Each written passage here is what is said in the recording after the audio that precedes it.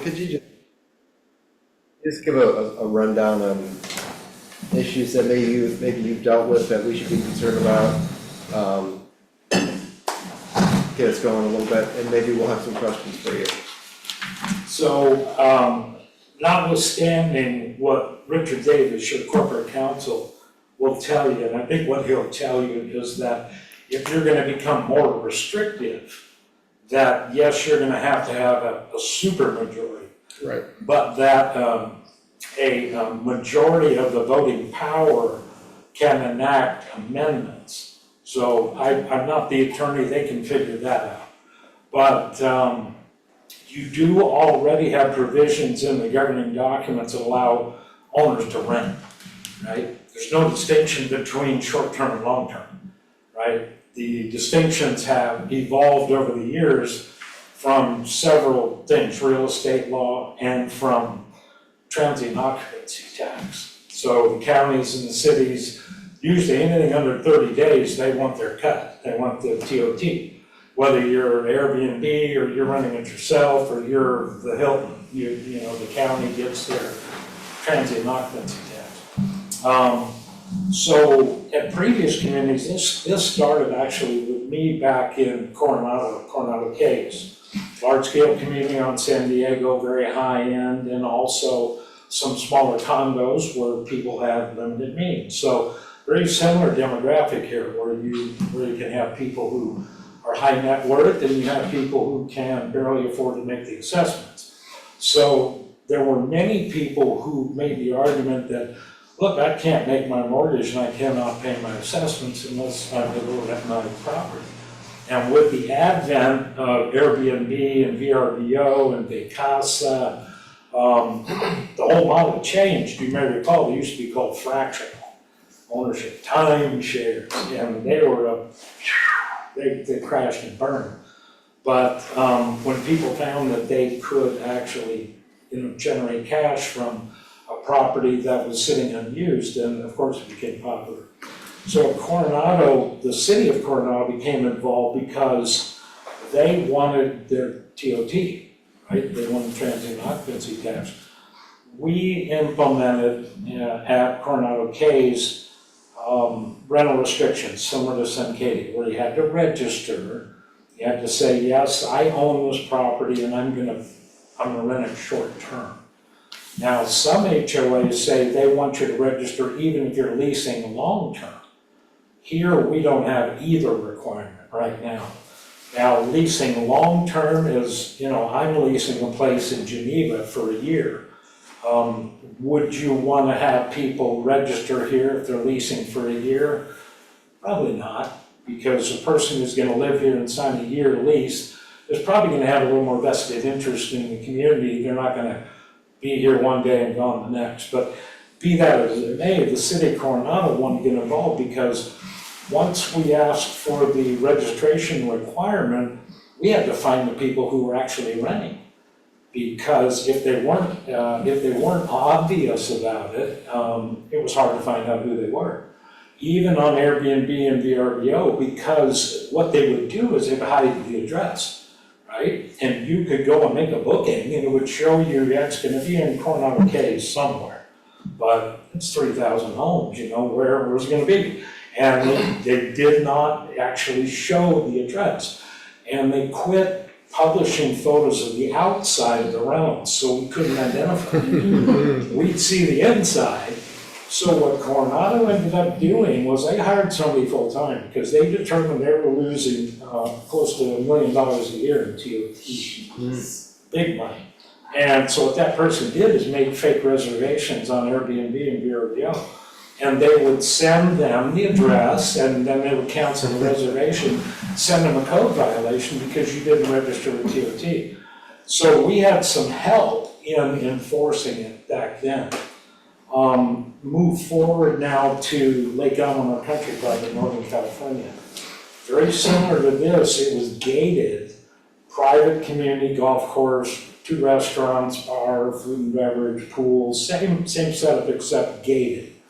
But being gated, the short-term rental, people had to check in at the gate. And in checking in, we had a control point, right? right? Because you got a pass, and you couldn't get in the community unless you had the pass. And so in checking in then, we had the ability to track how many short-term rentals we were getting and what the impact was on the community. Extra traffic on the roads, we had 4 boat launches where people launched their own boats, the docks, the marinas, the swimming pools. So that impact generated the question, well, how much extra are these short-term renters costing the rest of the homeowners who either do rent or don't rent? But everybody absorbs the cost of, say, overlaying the roads, right? Now, the argument was made, well, there's so much construction going on up here that, the cement trucks and the big, delivery trucks are damaging the roads more than anybody. But the argument that was very valid there was the fact that short-term renters generate more traffic. They come with more cars, they come with more people.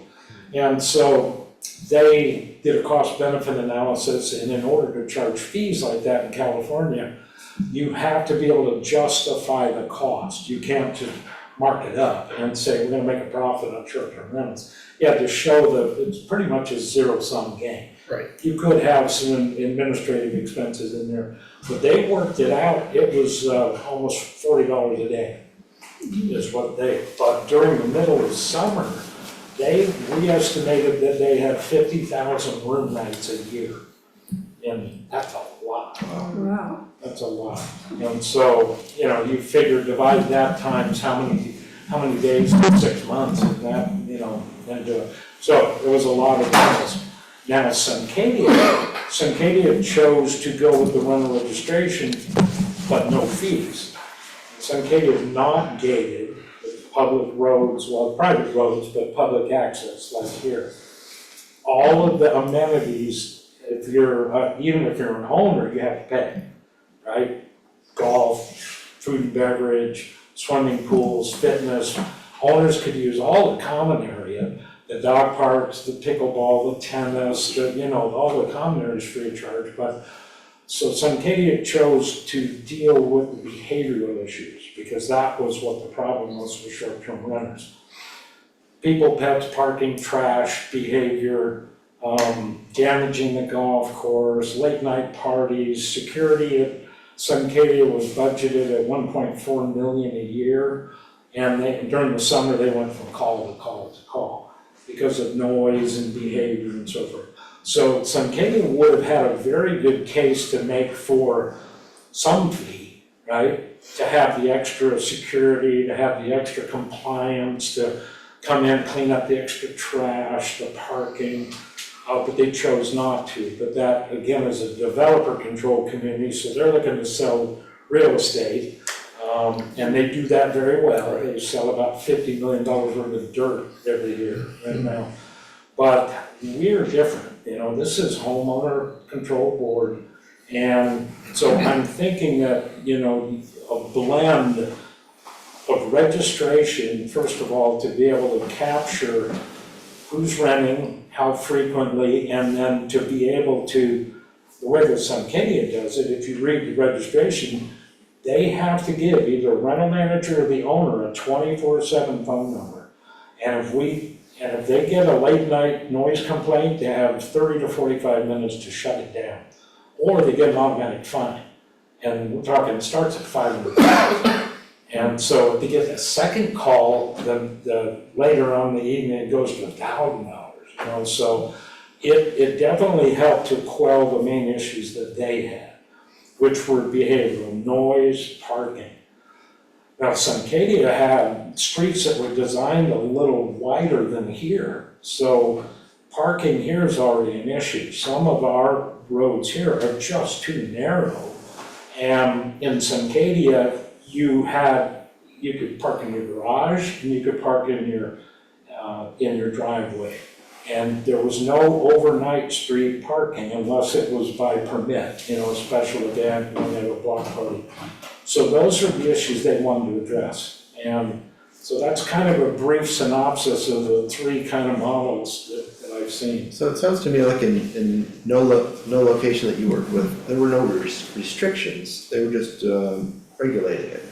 There's no restriction, right? Correct. And that's when you get into trouble legally. Well, Washington and California both adopted, said that HOAs cannot prohibit rentals, short-term rentals. You can't prohibit them.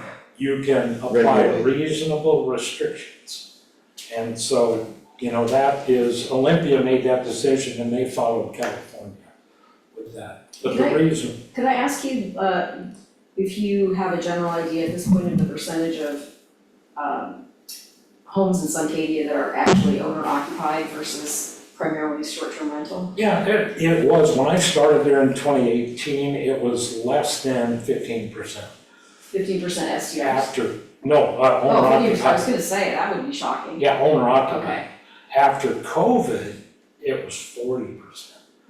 People moved over from the west side and said, I can work remote, I'm gonna live in Suncadia, I don't wanna live in Seattle. and is that where the issues started being noted more often? Then it was, during COVID is when it happened, because the two big condo hotels there are both condo associations. The Lodge at Suncadia, 300-room hotel, but they're all condos and they're homeowners who own them and they put them in a rental management program. While most hotels were crashing and burning during COVID, they were running 100% occupancy the whole time. So yes, that was the answer. The behavioral issues started big time because increased occupancy. Okay.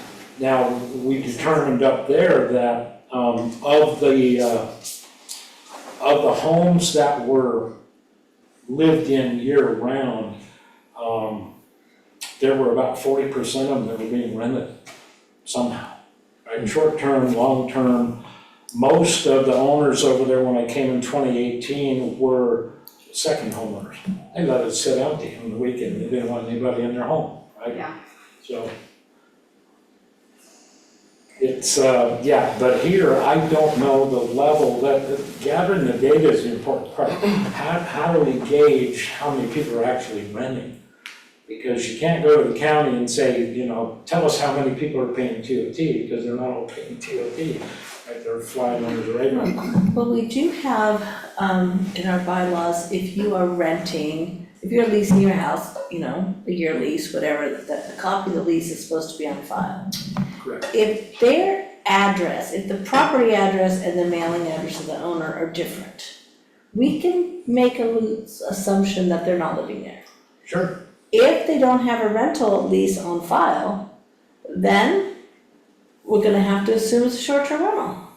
Yeah, but that's not foolproof, no. No, it's not foolproof, but it's someplace to start. Yeah, in order to find somebody, we're gonna have to have some, we have the burden. Yeah, no, not only to find them, I mean, just to kind of get a handle on, Catch it. well, no, just an idea, because you're like looking at the registration for short-term rentals, it could be used for long-term rentals too. Yeah. There's nothing singling out short-term rentals other than a registration fee. And it could be, you could use this for long-term rentals and say registration fee waived with, you know, copy of long-term lease. And Why then, would we, oh, I'm sorry, didn't mean to interrupt. sure, Go ahead, I just said, why would we waive it for long-term rentals? It seems like you'd then be treating property owners differently, and that may cause issues with it. I think if you're going to charge a fee, it would have to apply across the board. That's a good point, and we did address it at Lake Elmore. Long-term rentals had a lower fee, they paid an annual fee, right? And if you divide it by the number of days, they paid the lowest fee. It was hardly anything, you know, it was less than $1 a day. I think a long-term registration was $250 a year for a long-term owner. because we could, now we're gonna have all the long-term owners on our back. I mean, you could put a registration fee in for a regular, we'll call it a regular lease. I think that is good. Now we're gonna have another party. So going back to Michael's original comment, though, the fee is intended to offset costs. Correct. And if you have a two-bedroom home that's occupied full-time by two people or three The cost is people, lower. well, there's really no People cost. who live, they There's live really no there. cost, right? It's just whether you're an owner or, Right. yeah, so Guys, can I circle back though? We're basing all this on no data though. We've asked for the data, and there's no data that short-term rentals have any increased traffic, wear and tear, noise, any of that. I mean, I could argue that a short-term rental has less traffic because it's not occupied 365 days per year. It may only be occupied 10 days per year. So I think making those assumptions, though, I think is going to lead us down the wrong path. So maybe going the route where we have a very low registration fee, just, I don't know, $20 or something, but have a deposit. And that deposit needs to be topped up if it goes down. And if somebody commits, if there's a short-term renter in there and they have a party and there's a noise complaint, it's $500, you don't have to go collect that $500, you've got that $500 in the deposit that can be used to apply the fine, and then the owner has to top up that. Like a security deposit. And like the security, it's just be a security deposit, and you can have the same thing with long-term rentals. The difference is that, if they have a good tenant in there, they're not gonna incur fines, they're gonna put a one-time deposit down, and it's just gonna stay there, forever. It doesn't have to be a high deposit, it should be enough to cover, I don't agree with you, Fine. Lori. I think that the issues of taking money from people and holding it as deposits, who's controlling that? Is it an escrow funds, is it making interest? Yeah, it would have to be just like like the ACC when they. To me, it's, but here's the thing, we have 3,000 other houses of people who live here, we don't ask any of them for a deposit in case they do something that breaks the rules, and there are plenty of people who are permanent Yeah, residents. it would just be a way so that to help out our. I don't think it does help though, that's just my opinion, I think it adds an extra administrative burden, and there's not a reason to do it compared to anybody else who. Well, it depends, I mean, you have to think, if we had to collect the fine. You collect it from the owner of the house. Right, Same but way, that the means- same way you would collect it from the owner of a house who lives there who breaks the And rule. if the owner doesn't pay, Then the same, what would happen right now if I broke a rule and I didn't pay the fine?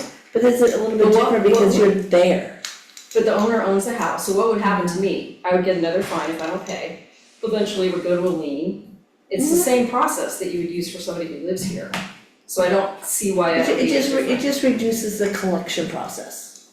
It just makes it a little bit easier. But then you have the burden of keeping all that money, keeping track of that money, That's the dispersing other that money, side. taking the money out of it to pay Yeah, I for mean, there's this. not gonna be anything, other than we just say we do nothing, we just continue on like we are. That's not going to incur an administrative cost. Yeah, I mean, anything we do, It's going to any cost, fee we yeah. do come up with has to be justified. And if it's not, then we don't. Right, and everything is going to have, if we do anything, it's going to have administrative costs. It's, if we identify them and then that's something that Alan's gonna have to take more, keep more track of and issue fines. And if it's a short-term renter in there, then we have some kind of duty, if there's a fine issued, to turn that around much quicker than we would do it. Like if you're living there in the house and you have a fine, they take the pictures, they print the pictures, they put it in a letter, they send it out certified, all of that takes time. And by then, the short-term renter's deposit's been returned to them. So the owner could maybe return the deposit and now they get this fine and they have no To me, that's the risk of being a recourse. landlord. Well, it's just, Well, it is. I don't think it should put a burden on us that we, within 24 hours, have to do all these things and send it, because it does require it's sent by mail, that's what we have right now. let me just ask Yeah. them, we That have, could we be have changed, Michael for though. just a Yeah. short time, anybody else have any specific questions for him? Yeah, I'll hit a couple of things. The gentleman raised a valid point. We don't have the data. But I think by doing a registration with no fee, you're gonna start to gather the data. And then on the other side of that is something that the long-range planning committee is working on right now, is an ID sticker for owners for your vehicle.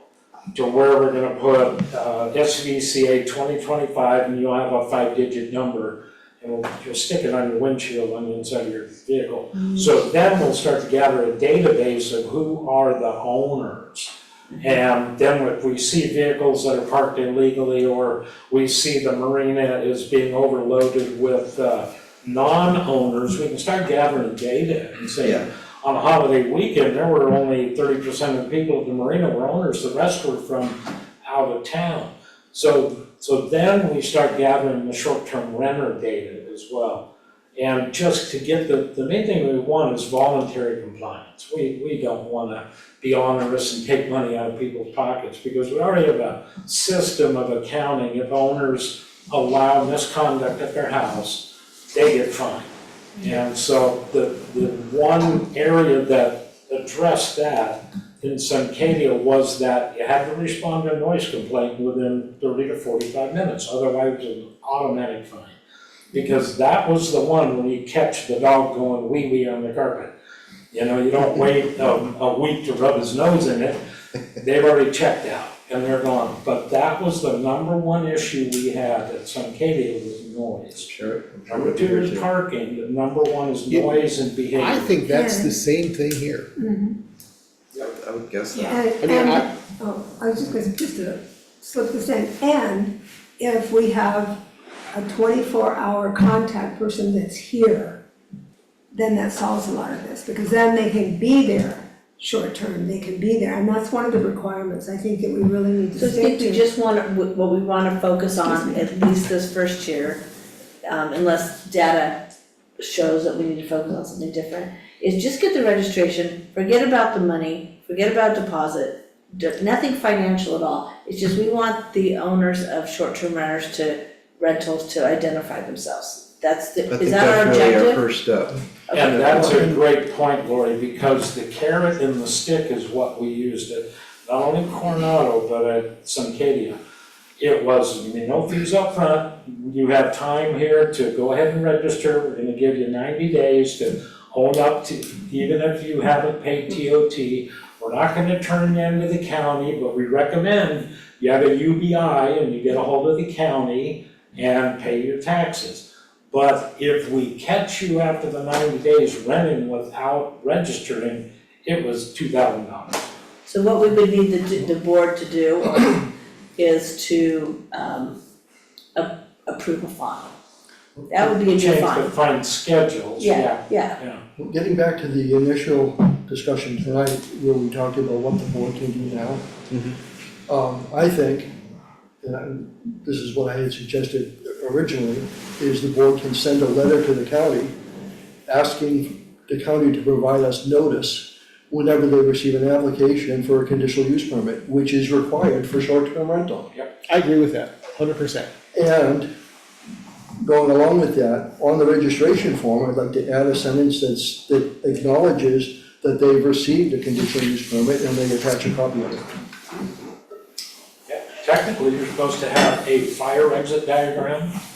You have to have proof that all your smoke detectors are working. Same thing you do with a 30 day. If we have notice that a public hearing has been scheduled for a conditional use permit, then we have the option to attend that hearing or to review the application and comment on it. I have a question about that too, Yeah. Michael, in a second, but I did wanna ask you, when you said that about the long range planning committee, I know that issue of the stickers came up because of the crowding at the beach, basically, right?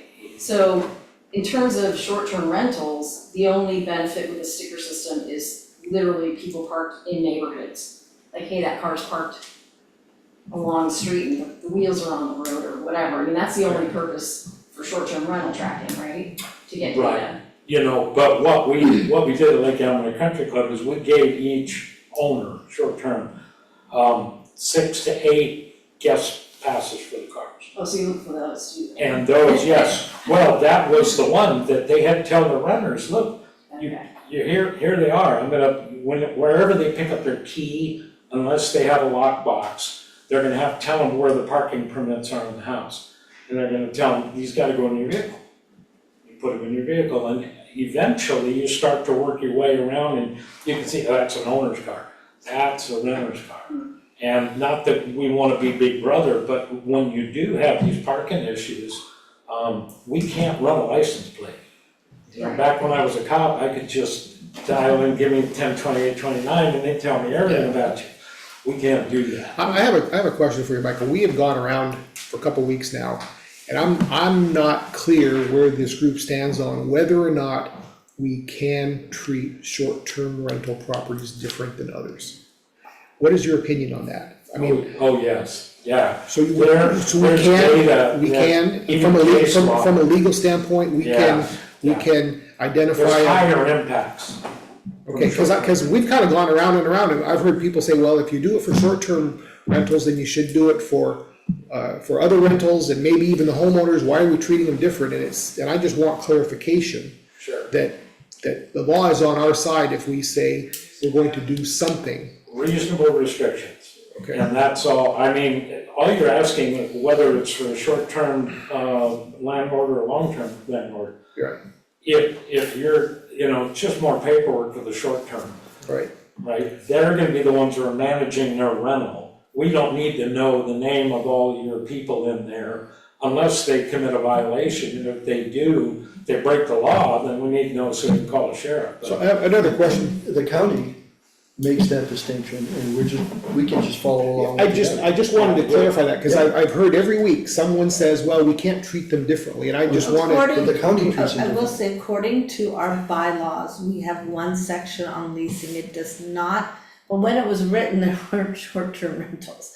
So the way it's written right now is if you are collecting money for somebody else staying in your house, you fall under that paragraph. And what that paragraph states is you must have a copy of the lease on file. Right. Okay, obviously, that's not gonna happen with short-term rentals.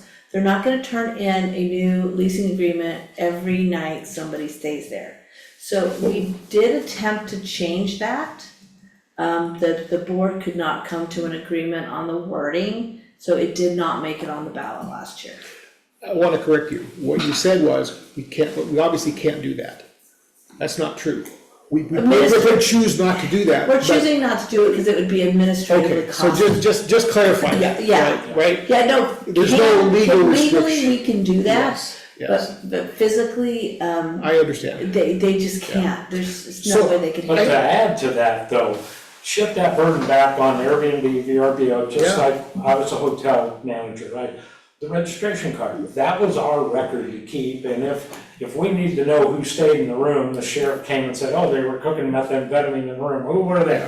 Well, here's their driver's license, here's their, but we, SVCA doesn't need to know every short-term renter who's in a unit. So like the registration would be in lieu of a copy of the lease.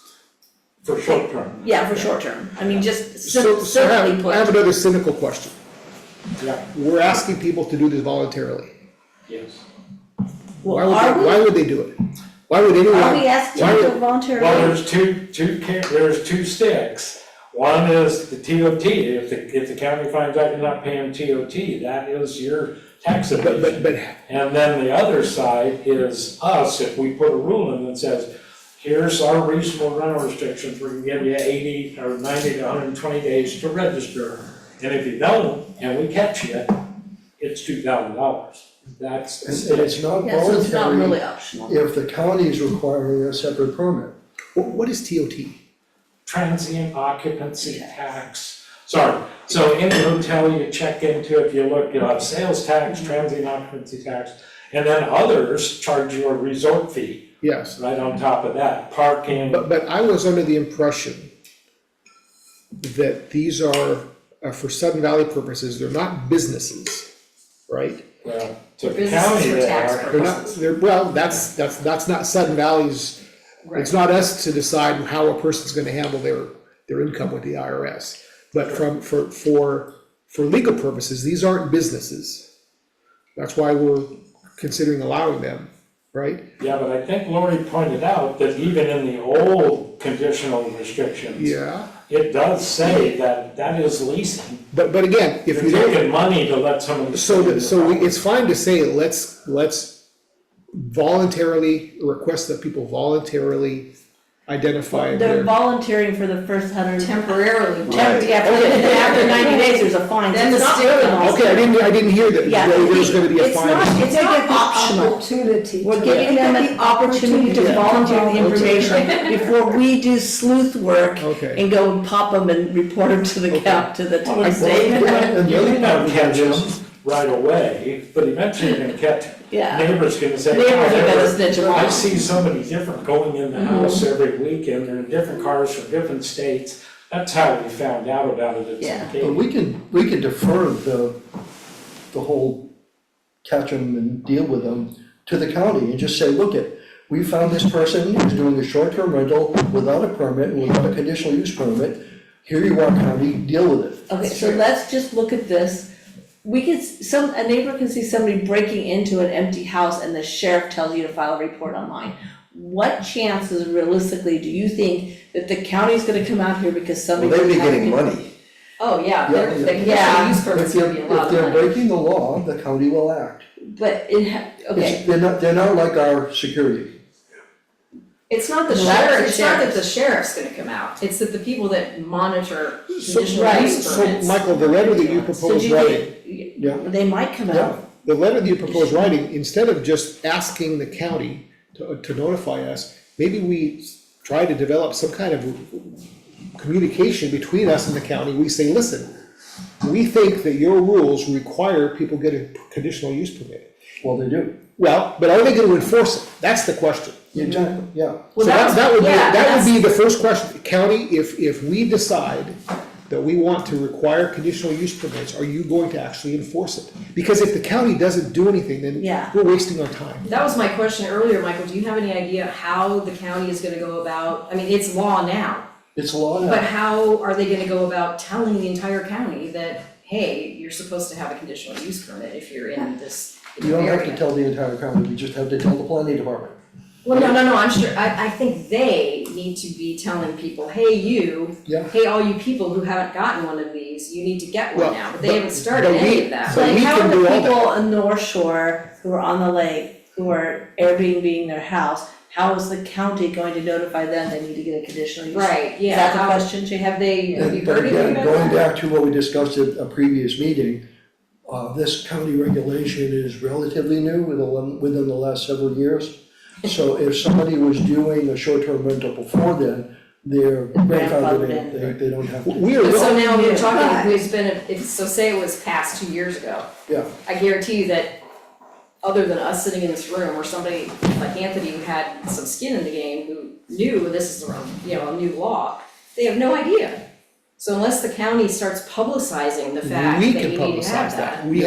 We have The email video. blasts, Yeah, we can we have. publicize it, for So sure. I don't really care what happens in North Shore. Right. What I care about is what happens here. Alan can write one of his pieces and Do Yes, you know that? You guys, exactly. Yeah, sorry, Anthony. could this could go back to, there was a suggestion our very first meeting about creating a repository of rules and regulations that govern short-term rentals.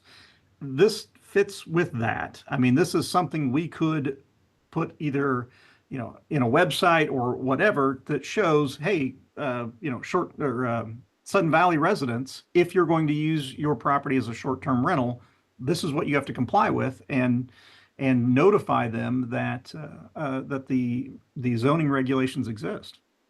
So Anthony, how did you find out about the conditional use to know that you could be grandfathered in?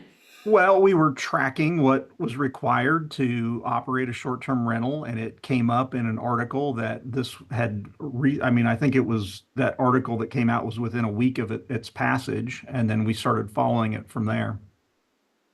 I have a recommendation. Michael, you put something together a couple weeks ago. Yes, I would like to have you consider amending that to not only have them notify us, but ask them whether or not they will enforce it. I mean, if we come up with a list of a dozen homes here that we know are operating as short-term rentals, they don't have a conditional use permit, unless the county cares, it doesn't make any sense. I mean, there's no teeth in well, that, so. I don't know if I'd wanna put that in a letter, but I would certainly be willing to schedule a meeting with the county planning director That'd be great. and have a Yeah, that discussion would with be them. great. Because that's how, we, rather than, and Anthony, it's great to have a repository of information, but we have something that that's supposed to be being done, and it's not being done. And that's an easy first step. Yeah. Simply identify that these businesses are And these. here's like, to have a repository of information, here's the danger with that. If we have a document in there and that document changes, we have to update that in our records, in our depository, because otherwise we're giving out wrong information. If we put a link to the regulation, we need to make sure that that link never becomes broken. So that would be something like that. Where would that exist though? I mean, is that, It's, so is that- it's the same, is like, that like the ACC policy document, or is that part of our bylaw? How does that fit in? for example, if you ask me, do I need a passport to, or do I need an ETA to go to, if I'm just transitioning through London, I'm not leaving the airport, I'm not gonna tell you. I'm gonna say, you need to go to the Department of State's website and you need to check for yourself. As adults, we have to take on some responsibility. It is the responsibility of the homeowner to know where to go to pay their taxes, where to go if they have And to, what the laws are. what the laws are, it's Yeah. their responsibility, it's not our responsibility to feed. But I'm not sure what are you concerned about? I'm If we- concerned if we're- about creating liability if our information is not accurate. But if we're gonna put any kind of restrictions or requirements on, we're obligated. Well, that's a It restriction has to be requirement, current. we're not, this is why the leasing paragraph kind of didn't Yeah. onto the ballot, Yeah. is because there was, some people wanted the verbiage as it stood today to go in there, and others wanted to say, just reference. And because we couldn't agree which one, it didn't get on the ballot.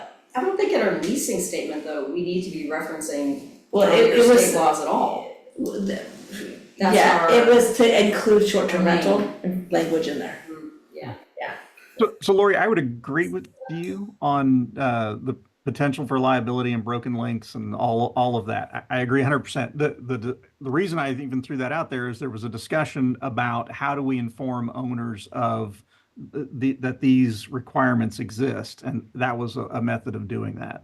I would direct them to the county, what county planning? Department. The county planning department, and just leave it. Yeah, Right? that's fine. Is it, Anthony, now you're a real estate professional, so you, No, he's an attorney. but you've done this, you do this real estate business on the side, right? Is that right? Right. So, That's correct. so you have some knowledge about how these things work. I'm afraid if you just say contact the county, maybe it should go a little further. Follow the county's regulations, rather than just say contact the county, we should be clear that Contact the county and be sure and follow the regulations. the county does, Yeah. the county does have some requirements. That would be kind of You just, just say county regulations must be followed. If you are unsure of these regulations, There you go. please contact the county There you planning go. department. But we wanna be very careful that we don't put something in our reference material that could become outdated and that we don't update it. And so if it came, that means that whoever, we'll just pick on Spencer here, that means that Spencer would have to check all the time to make sure that was updated and be sure to update it and make sure, and I don't know We that should we be wanna. doing that anyway. Right, but this is not something that Sun Valley is responsible for. So I don't know why, if we would wanna put extra burden on our administrative staff. Michael? Well, Do they need more stuff to do? You can put some of this back on the county too. I'm sure That's what I said, just Tyler direct them back Burke to the can help us county. with this, but, anything over 30 days does not require conditional use permit. Right, But under 30 days certainly does, and it's Department of Revenue that collects the transient occupancy tax. So that's why it's in Katy, we asked for a UBI, right? So that people knew that, look, the county and DOR, Department of Revenue are in the loop on this. So- And not that we're trying to be the tax police, but, so is that rule or that law in effect here also? oh yes. We would have to, they're supposed to have a UBI? Yeah, I Yes, pulled up the definitely. RCW here, this is the state, RCW is 64.37.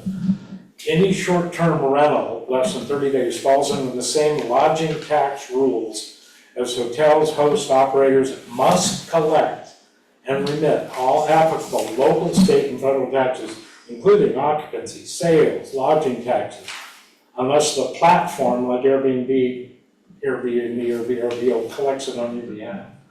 So it's in state law and it's in the county code that on both of those, so. Okay, so then can we start a document? Start now and say, you contact the planning department so like a list of, we and, could give a list of where to go, but I wouldn't put in what they say. Do you wanna quote the RCW 6437? Yeah, you could quote You us, could, yeah, You can put the RCW, you can put the county, reference code, yeah. and then you can say, if you have questions, contact the county planning board. And I would put, if you're gonna put an RCW in there, I would definitely put, like if it's 64 point whatever it is, just put the date next to it, you know? And we could, I'm sure that legal could craft a legal disclaimer that Sudden Valley Community Association is not providing legal advice, consult your professional, blah, blah, blah, with any of that information. Yeah, I think once we're finished with all this stuff, we'll have some work for accountants, lawyers, and a few other people to look at. Michael, could you also maybe answer this question? I don't know. So that, you know, Whatcom County says you can't short-term rental a room in your house. And I know for a fact there's one probably near me, although I have not been able to figure out where it is. And they have it listed in 2 different addresses for 2 different bedrooms that they will rent out. Their house. Different addresses for 2 different. They don't know, 2 different locations. They don't have an address. They just show locations. You know, Okay, general they would locations. only It's be not one the same property. location. There'd only The be one property looks the number. same. Yeah, but when they put it in, you mean property number on the listing?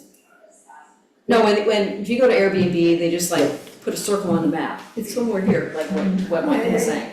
So this is the same house with the same pictures, but they have 2 different bedrooms. They have a master that they will rent out and they'll move themselves into the other bedroom apparently, or vice versa. They did stop offering bagels though, probably because of the bed and breakfast problem. But, Whatcom County says you can't do that, as Ariel has already said, and we saw in the legal statutes, right? So how will that play into the conditional use permit application? Will it say, you realize you can't just rent your room out, or you have to rent your It's whole in the house and not be definition of the there? vacation rental. It says just under that definition on the website, it just says individual rooms cannot be rented. And is there a place on the application where you affirm that you're not doing that? Do you remember, did you ever see that? Well, I would just assume that on the application, it's just assume that you read that you can't do that. And so it's like, they wouldn't double check that. Ariel, When they go through the county process, they'll find that out. do you think this is a rule that the county actually enforces? It's unclear. That's what I'm It's wondering unclear about. I that mean, they they're put even it in there. enforcing the Because conditional use permit either though. this could be just like one of those old, because to me, I mean, you know, I'm not a proponent of short-term rentals, but I certainly don't have a problem if someone wants to rent a room out of their house. That's considered a rooming house, and I checked on it because she was just asking. It still required the CUP for the short term. So what is the consensus here among this group? So let's just deal with that separately real quick. I personally don't have a problem if someone wants to rent a room out in their house. I do not have a problem. I think it's moot though, because it's not allowed. Yeah, it doesn't matter. The county says you cannot do that if it's a short-term rental. But then you have to be a rooming house. If you wanna do that, you have to be a rooming house, and that's a whole nother set of rules. However, Yeah. but Then we're it's dealing, definitely would be considered a business but this, Sun so, Valley. so this group though is tasked with dealing with all things short-term rental, right? Correct. I think that falls under our purview. Whether or not we want to set it to be rules, I just would like to know what the general feeling is. I don't have a problem. It doesn't matter, the law says they cannot If do it that. doesn't apply with state and county laws, it doesn't matter. So what are we gonna do about that? What is Sun Valley gonna do about that? That's what I'm just asking though, is it a question that's asked during the application? Is it one of those things that's just like, oh, you have to have insurance, but we never actually asked to Well, see we it, could or- issue a fine for, like, and here I put that, I acknowledge I have complied and will continue to comply with all federal, state, and county laws regarding property ownership and or rental properties of any length. Yeah. Okay, so if we find out they're renting out a room, that's a violation, there's a fine. And what are we gonna do No, about there's that? not a fine from us. Fee. It goes to the state We or the can't. county for If it's- prosecution. We can, if it's not allowed, we can find, if it's, We if can make it's that in one of this our regulations. registration, if it says I'm following all the laws, and we can put, you know, we would have to put in our fine and fee schedule, we would have to put violation of any point on the short-term rental registration, $500. And then if they violated that, it would be a $500 fine. Then we should probably also note that any fine assessed by Sudden Valley is in addition to any fines that may be assessed by the county or Okay, the yeah, state. I just threw out that $500 because Michael said the feast of the fine. Is that- I was just using a dollar figure, Limit not, like that you could find I was, Let me go. someone for violating. I wasn't lending, I wasn't giving an opinion on the dollar amount, I just, We can make it our rule too. I Yeah, should say earlier. Anthony, did you have something? What would, I was just gonna say, my concern is if we assume enforcement responsibility for all of these governmental agencies, aren't we then opening ourselves up? I think we're talking about, there are certain ones that we wanna make explicit on our registration, and those would be the ones that we look at. Not everything that the county's regulating. okay, I have a Right, but I mean, so for instance, we're talking about conditional use permit. And so I'll just use that as an example. The county requires that. Sudden Valley requires you to affirm that you have complied with that. Sudden Valley makes a determination that we don't think you have complied with that, so now we're going to fine you X number of dollars. It then turns out you are in compliance with that. I mean, doesn't that open up Sudden Valley to that Well, liability? our task force we're gonna present ideas that Right. we'll definitely look at and maybe massage the words a little bit so that, keep us out of jail. so, But we need to present these ideas as suggestions that we all either agree on or don't agree on. And just as we were, oh, I'm sorry, go ahead. so my question is, what carries more weight? We're gonna fine you, or we're gonna tell the county? To me, I'm sorry, you have broken this rule, now it's our duty to report you to the county, carries more weight than Only if the trying. county, only if the county only cares. if the Yeah, county. and like we keep saying, only if the county cares, when we So come we have up to with find this, Yeah. when we come up with this, so enforcement is not the board's duties. Right, It's when something comes up and we make, this really is all gonna fall on this gentleman over here. Because they are, Yes. because they are in charge of enforcing and fining and all of that. The board's just oversight, they make the rules and then Michael gets to carry them out, we don't, he's not checked up on every day, did you do this fine, did you do that fine? So if it can't physically be completed with the staffing we have now, we're in the same situation as we're saying, is the county going to enforce it? If we're not going to enforce it, then we're gonna just kind of look like idiots. well, that was, again, why it's indicated, we asked for the UBC, or the UBI number. You could also ask for, A copy of the or conditional just use say, permit. if you obtain a conditional use permit Yeah. from the county, please enter the permit number. Yeah. And that's all we need to Or do. would we want a copy of that? And I will tell you that I do have a concern about the county, whether they care or not, because more than a year ago, I filed a complaint with the county because I've got a house in my neighborhood that has a, I know. yes, you know. As a what? It's not finished. It's got a building permit that expired 5 years ago, It's unfinished. and it's unfinished, and it's being used for Storage, for probably. storage of construction materials, which is not a permitted use. And there's a porta potty outside, which is Yeah. really attractive. Where is it? It's on Long Shore Lane. I know which one you Yeah, and. We just and I talked about that one I reported day. that to the county, and I have not heard a word. So this is really important. But I also reported it to Sudden Valley, and they haven't done anything either. I talked to Ellen about that, because I think Rick on our board, I think he lives right next door. Yeah, he He's got a does. board member right next door, and he'd have another one 2 doors down the other way.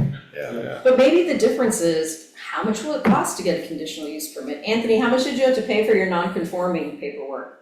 I don't remember exactly. I want to say it was $800 or something, and I think the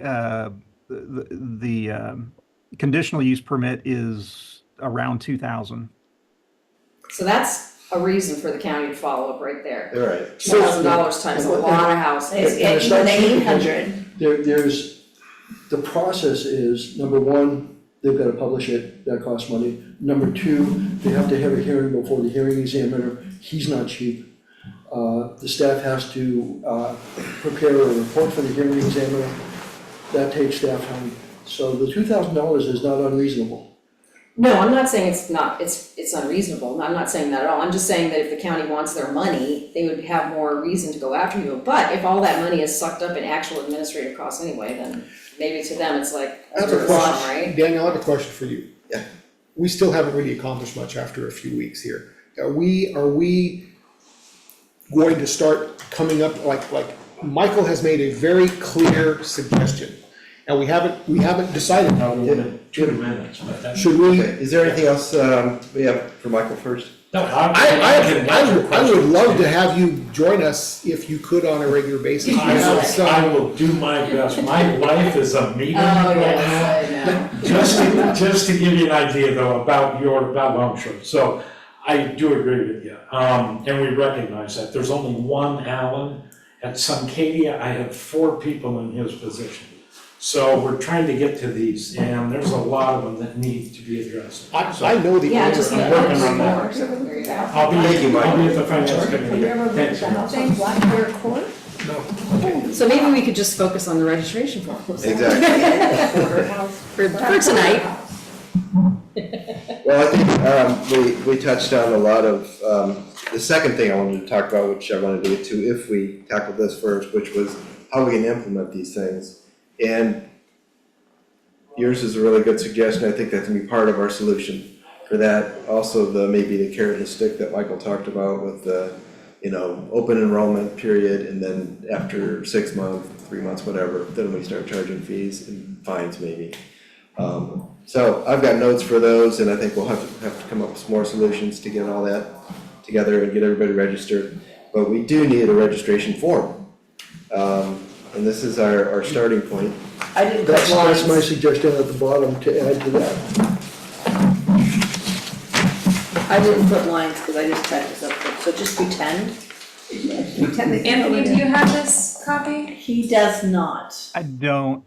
If you guys can upload it to the Google Drive after the meeting, I'll certainly review it, and I might just ask questions as we go. Yeah, do you have a cell phone number? You could take a picture of it. I don't, I could, I do, I'll send it. okay. Isn't that on the Google Drive already? I didn't, I thought- I just finished it right before the meeting. A lot of And it's the then same I stuff ran out that of we. paper, we had to run to the Valley Market and get a ream. My first suggestion would be that we leave off the introductory paragraph. Yeah, I think that came right out of our. I know it does, The task force. That was on the I- social media thing. I broke up the run-on sentence, that's all Oh, I did you edit this, that I from the? did, I just Yeah. put some periods in there. But I don't think we need an explanation of why we have this registration form, I think we just That's- should take that right out of there. I did shorten it quite a bit, cause it was over a page and it was like a page and a Yeah. half, so but yeah, we could take that out. I just shortened this, I didn't put my opinion in it, I just Oh, is it all condensed it. just? So It's only one page. So let's go through line by line. Accidentally printed. Can we just go through line by line and see if anyone has any questions? Anthony, I just sent that to you. Let's wait. I have it. Thank you. So the first one, street address, no issue. Anyone have an issue with having a street address? Property owner name, no issue. UBI number. So are we saying that, UBI number as required by the county? I think we should just say, put your UBI UBI number number. here. And if I don't have one, I'm just leave it blank, then what? Well, You have to get one, do you know how long it takes to? Does it, but again, it doesn't say that. You know what, but it's a form, just put all blanks must be completed or something. Perfect. And, But what if I don't have a property manager? I mean, because that's going to run into an issue. The self, That's where I think we break, well, let's just go through line by line. Yeah. Okay, we can go line by line. Yeah. UBI number, I have to leave. Okay. oh, Sorry, Michael.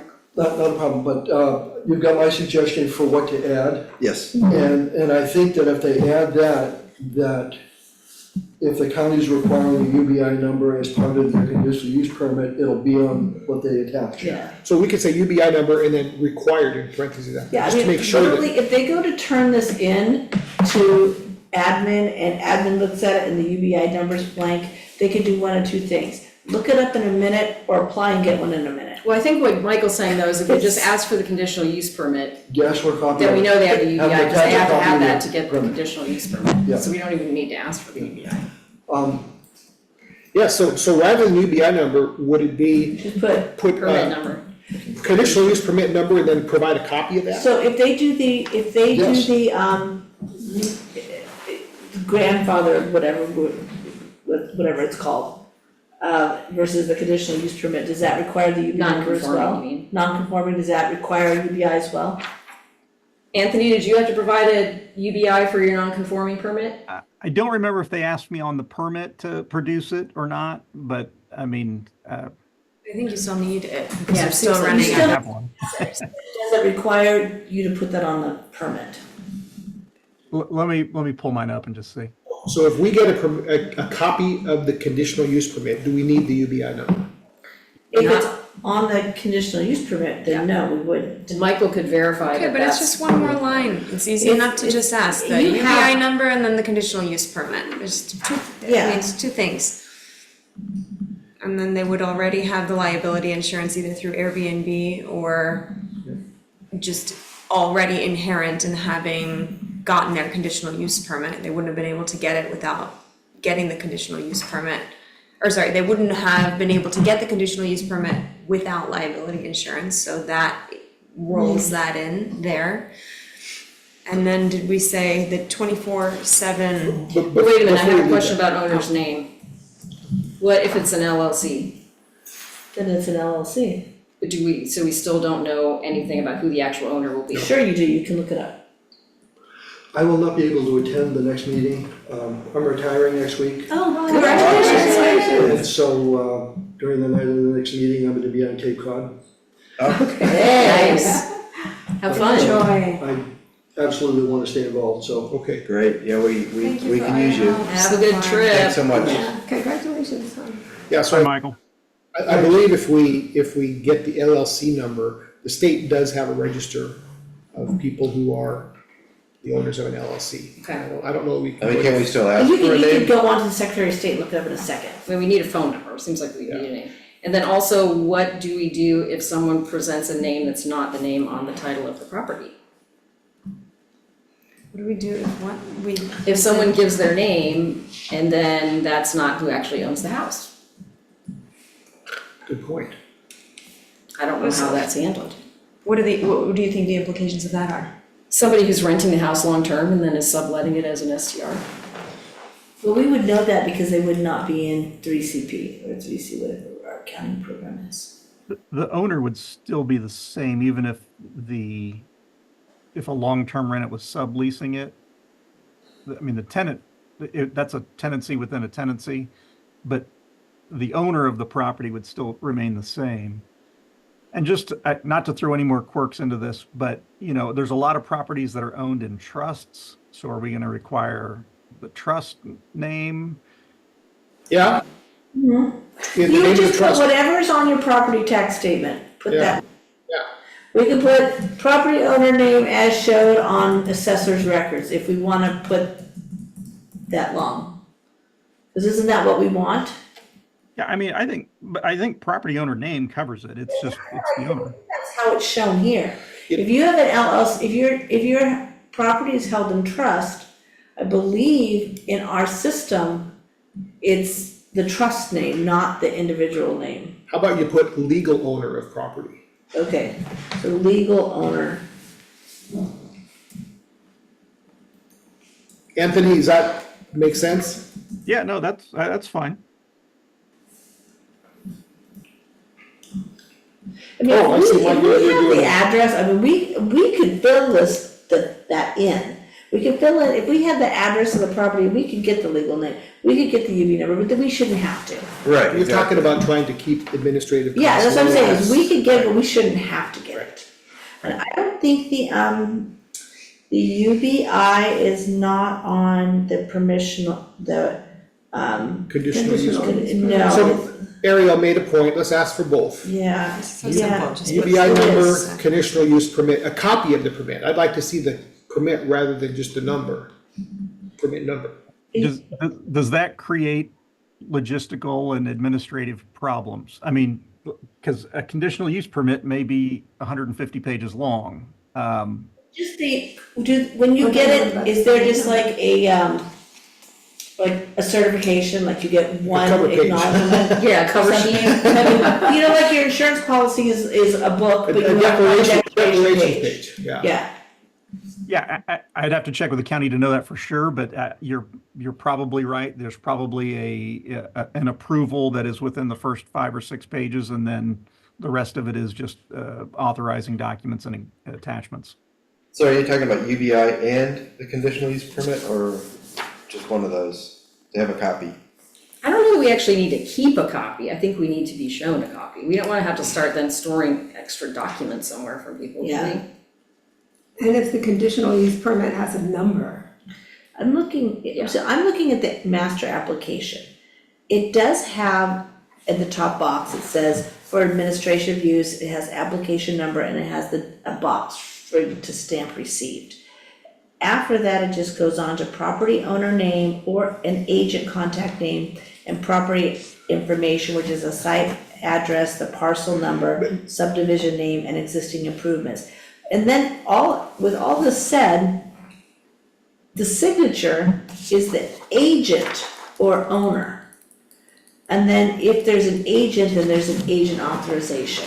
So, and that could be for a number of reasons, and the agent authorization has to be notarized. If you don't have an agent, you're signing as a property owner, it does not look like it needs to be notarized. That's just the application. So I'm sure when they approve it, because there's nowhere in here for something for the county to approve unless they're using an old-fashioned red approve stamp. There's no place for like an approval number to be written, just the application number. So that would make me think you're going to get an approval. Yeah, I think a conditional use. A letter. A conditional Or use something. application is just the application. Right, so So what we're looking for is is the the permit. approval letter or the permit, however they're Conditional gonna. use permit, that's what we need. Yeah, so we want that's the what it's called, conditional use permit number, we just want them to write their number down. yeah. To start. I mean, if somebody's gonna lie and get around this, I mean, shoot, somebody could forge the permit. So we don't need a copy of that. We just need to know what's Just the what it is. format You know, let's just get number, 'cause let's they're just not get gonna the know that number if they for don't have now. one. Uh-huh, Let's just get the number for now. If we decide later on we want a copy of the permit, Yeah, we could ask for it, right, I mean, we could ask for it from the that's county. true. So we wanna change it to say legal owner of property, UBI number, and conditional use permit number. Right, Cause this is gonna be like a one-page document that they sign and turn in, and it's gonna be able to be scanned, and I would think, I mean, if it can, I would scan it and attach it to the property record, just like everything else. Laura, can we add one more thing to that? You said conditional use permit number. Can we also add verification of use or put / verification of use number for those people that are grandfathered in? I just don't want that to be interpreted that you have to have a conditional. Called verification. verification of use, Correct. so you can say either or, conditional use permit number or verification of use number. Daniel, just on the same line, I think, is that, cause Yeah. it's not two independent things, it's one or the other. so we'll do one line, Oh, it'd be one or the other? yeah, we one or the other. The verification is just for the grandfathered in people.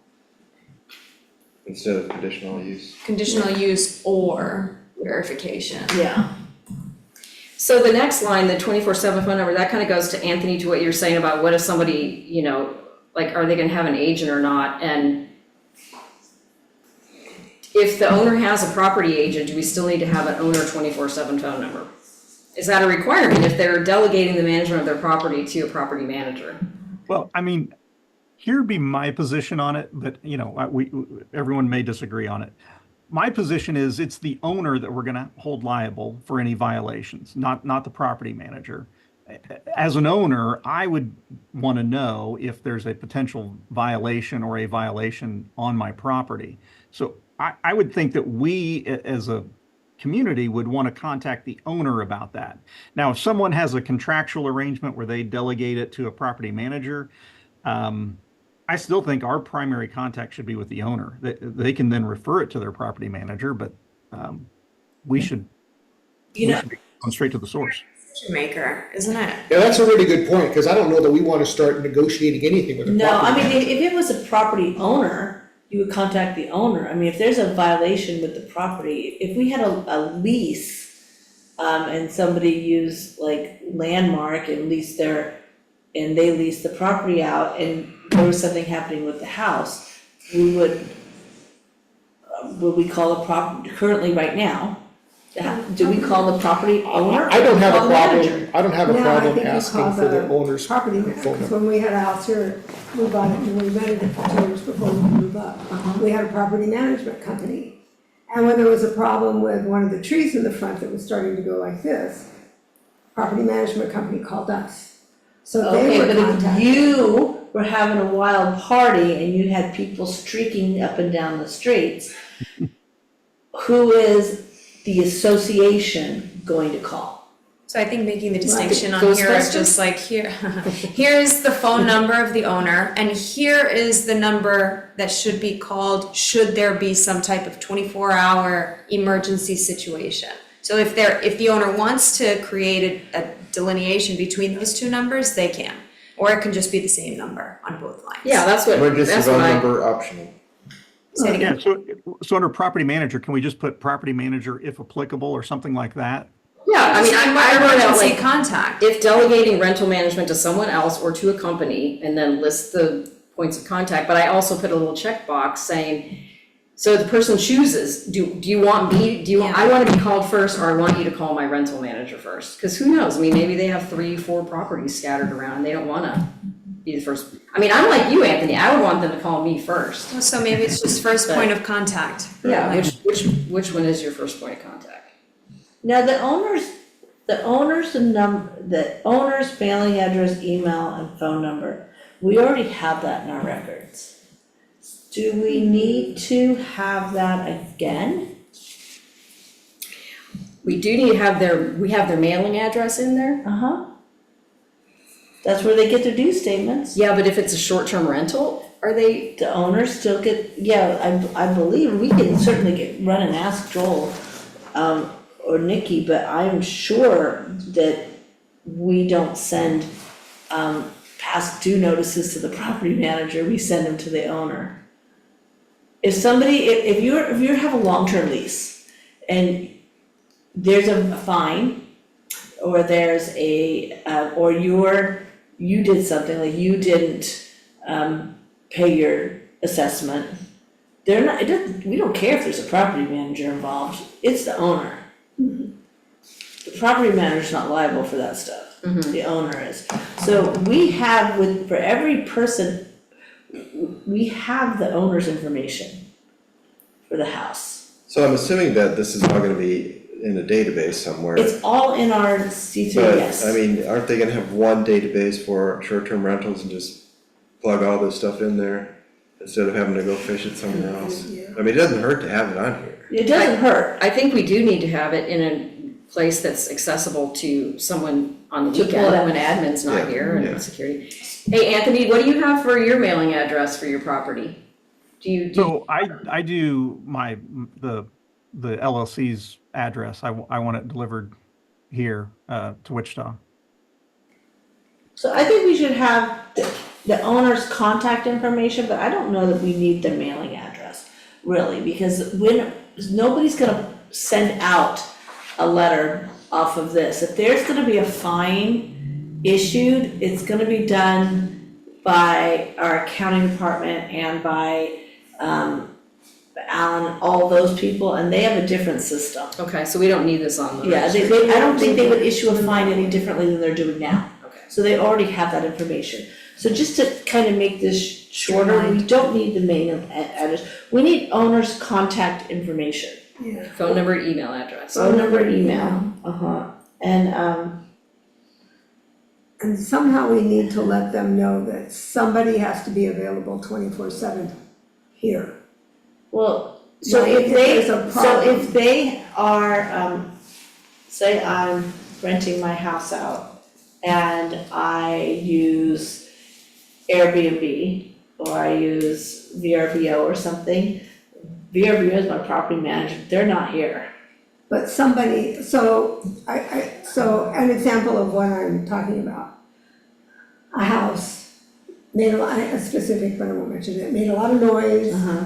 When the owner was told, he just went, oh, well, gosh, I'm around and I'm so sorry, but nobody was gosh. available. They Nobody take credit was- cards over the phone. You can Nobody- use that to pay your fine. Nobody was available to, so all security can do is go to the house and go, yeah, they're making noise. I They mean, they document, can't, that's how they document it. they And then- document it, but there needs to be, I think, there needs to be somebody that can take care of the problem right Right. then. Yeah, yeah. And that's what I'm after. So if there's a problem with your house, who can we send to go knock on the door and tell your tenants to shut up? So maybe, I So mean, who do you use, if you're in Wichita Right. and something happens, what do you do?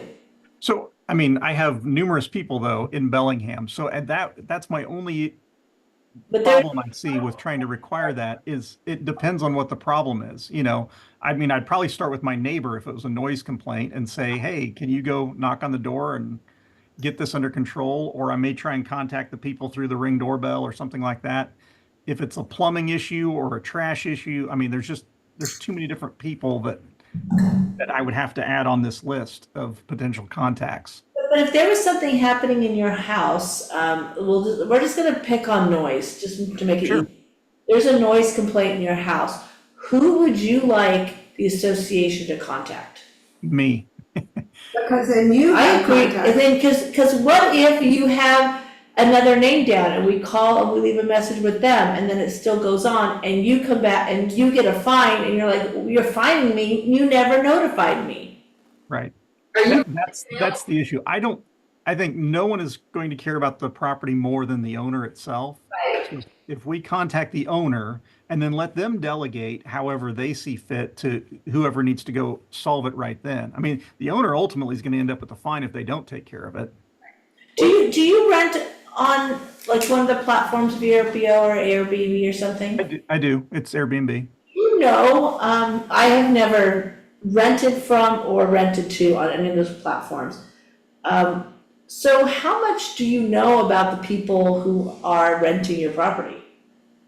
Well, so those systems rely heavily on a rating system, and it is, you have to try and take care of your guests very much, or otherwise they're going to give you a 1-star and it's going to kill your business.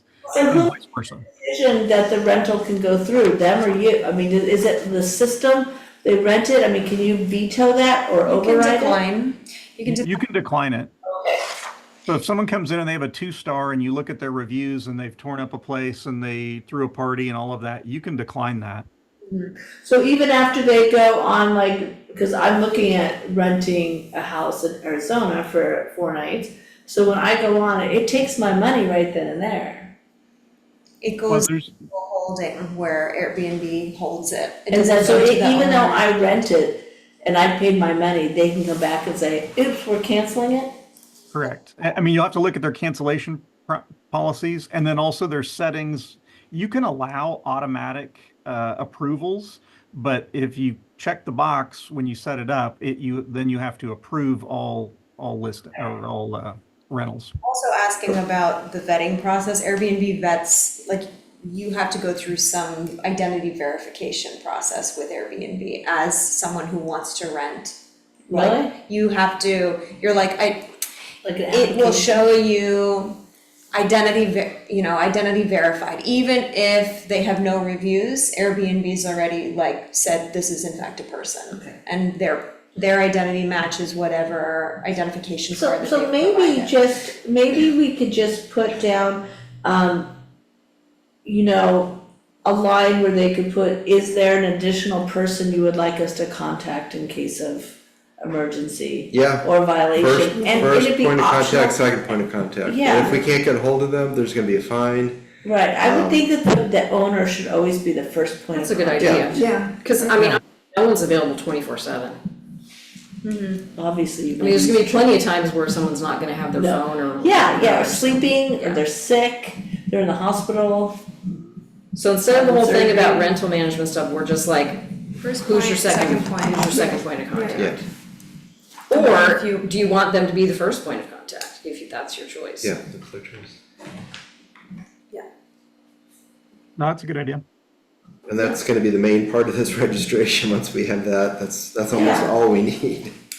And if you want to put a caveat there of like whatever implications there may be for non-response, if in the event of an emergency, if you or your second point of contact are not available, like, you know, I think subject that'll be to a a. second part of this registration, there will be a whole list of That's it, we're do's and evicting your don'ts. tenant. Yeah, Alan's gonna go over there and boot him out.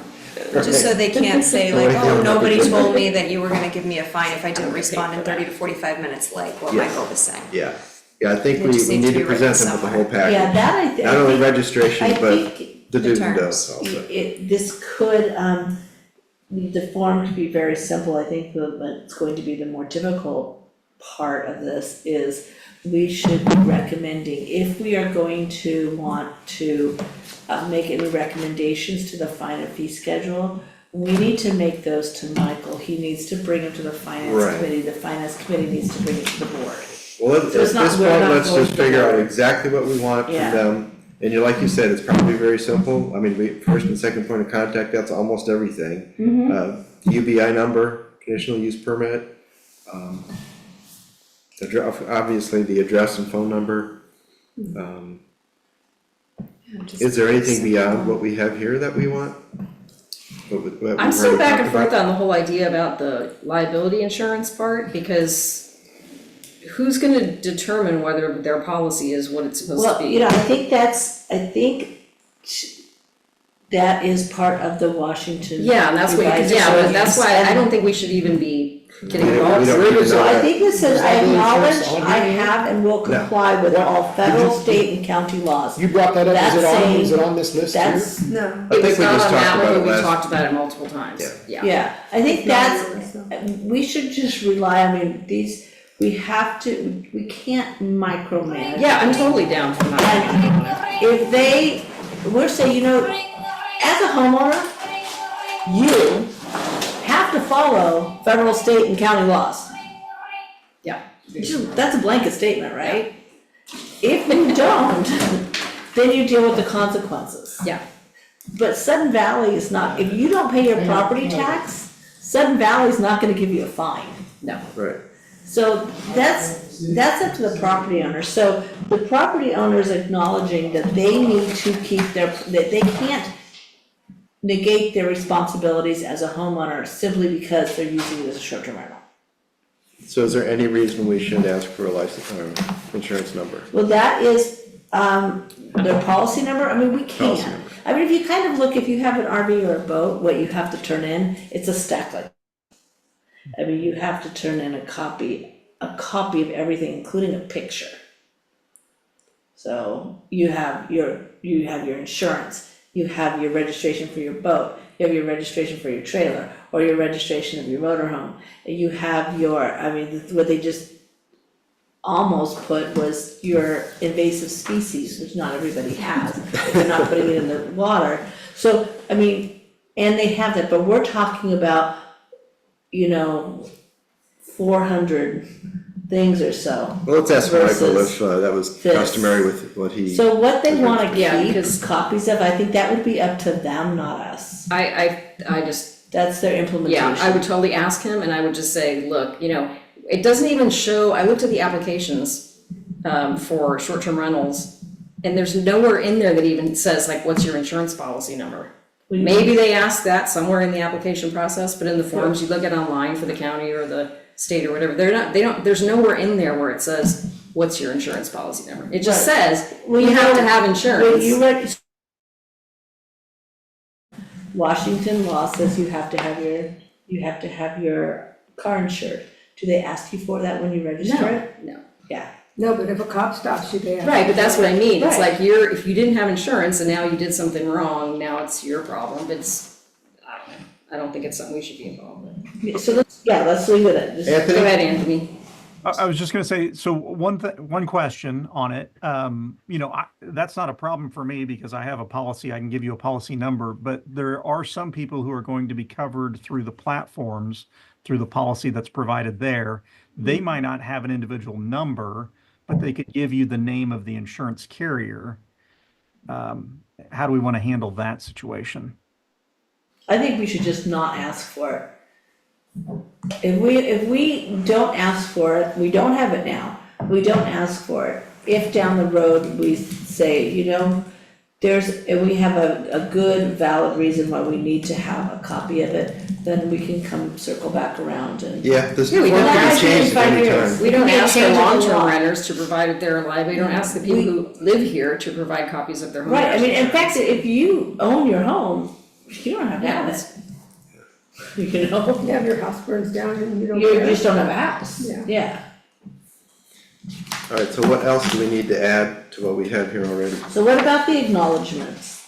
Yeah, we've got a lot of these. Okay, we need to take out, I put a line that said, I understand and acknowledge the following, and then initial each one instead of putting it in every single one, but, I mean, I basically had the same things, although I did change the wording to like, I used the Suncadia one, owners are responsible for the actions of their guests, agents, and guest invitees, Okay, so. and for their compliance with all SVCA So governing I thought I documents. was following it, but I might have been, you know, fingers going. So what does it say? Acknowledge and understand property owners are responsible for violations committed by tenants? Well, I just put, well, you know what, I can just, I mean, I don't know if we're gonna finalize this, I just said they're responsible for the actions of their guests, agents, and guest invitees. I don't really know what agents means, but that's in our thing, I don't know who agents are, An but- agent would be like a property manager. Okay, well, so guest agents, and I put guest invitees because I think that they need to be responsible for anybody that their guests bring. And for compliance with all SVCA governing documents. And then I just put in parentheses, SVCA rules and regulations, section 1.1, because that's pretty much what it says in there. And what about the thing that, Ariel mentioned, the point of contact, that they have to acknowledge that that's, Within however amount of time, and should there be an emergency and the first or second point of contact is not available to address the issue within X amount of time, they may be subject to fines. so could that be part of one of these, I acknowledge, or should that be a separate just rules I and regs? think it's an acknowledgement, and then wherever the rest of, do you think there needs to be more rules and regulations beyond this page? and we're, I mean, for the sake of simplicity, is that just enough? Well, and I think the Suncadia thing is, got that too. It's got it already has the owners or their designated Subject to rental fee. manager must be available 24/7 by RCW 64-37030, but that is for saying that the owner has to provide their contact information to their renter.